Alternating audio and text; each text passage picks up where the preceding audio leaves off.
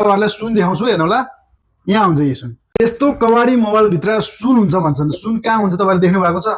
हेर्नु होला, यो मोबाइल भयो। मोबाइलको मेन मोबाइल भनेको यति हो। हेर्नु होला, यो बोर्ड मात्रै हो, ब्याट्री भयो, अगाडि डिस्प्ले भयो, के पनि छैन। सबै कुरा हुने भने यही भित्र छैन, क्यामेरादेखि लिएर सबै कुरा। म तपाईँहरूलाई सुन देखाउँछु हेर्नु होला। यहाँ भित्र हुन्छ सुन चाहिँ, यहाँ हुन्छ यो सुन।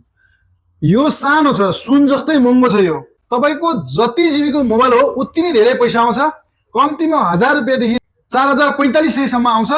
यस्तो मोबाइलको भ्यालुएसन गरेर तपाईहरुलाई नयाँ मोबाइलसँग एक्सचेन्ज गरिरहेको छौं हामीले। तपाईको पनि यसरी घरमा थन्किएको कबाडी फोनहरु छ भने हाम्रोमा लिएर आउनु होला। हामीले चाहिँ तपाईहरुलाई उचित भ्यालुएसन दिएर पुरानो मोबाइलसँग नयाँ मोबाइल एक्सचेन्ज गरिरहेको छौं।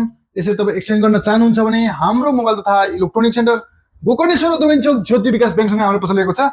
यहाँ चाहिँ यस्तो कबाडी फोन लिएर आउन चाहिँ नबिर्सिनु है त।